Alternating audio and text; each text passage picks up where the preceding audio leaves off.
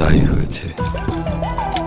দেশের প্রেক্ষাগৃহে তাণ্ডব চালানো শাকিব খানের তুফান একটা বড়সড় ধাক্কা খেল। গত ৫ জুলাই ভারতে মুক্তি পায় তুফান। সেখানে প্রেক্ষাগৃহে ঝড় তুলতে পারেনি ছবিটি। ফলে দর্শক শূন্যতায় ছবিটির পর্দা নামিয়ে ফেলেছেন কলকাতার হল মালিকরা। সারা পশ্চিমবাংলায় শুধুমাত্র একটি প্রেক্ষাগৃহে চলছে ছবিটি। তুফান ছবি এক সপ্তাহের বেশি হলে চালানো সম্ভব না জানিয়ে কলকাতার হল মালিকরা বলছেন, বাংলাদেশে শাকিব খান জনপ্রিয়তার শিখরে থাকলেও কলকাতায় তার ভক্তের সংখ্যা নগণ্য। যেখানে প্রসেনজিৎ, দেব, জিতের ছবি দর্শক ধরতে পারে না, সেখানে শাকিব অনেক দূরের কথা। এসবিএফ প্রযোজনা সংস্থা ভারতের ৪৫টিরও বেশি সিনেমা হলে মুক্তি দেয় সিনেমাটি। এই মুহূর্তে শুধু দক্ষিণ ২৪ পরগনার একটি হলে চলছে ছবিটি। বাকি প্রেক্ষাগৃহগুলোতে নামিয়ে ফেলা হয়েছে।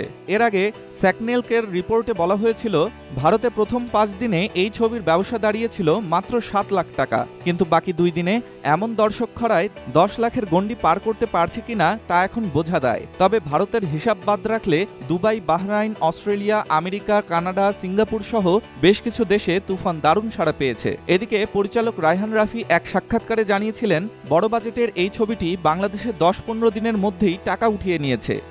ডেস্ক রিপোর্ট, স্টার সংবাদ।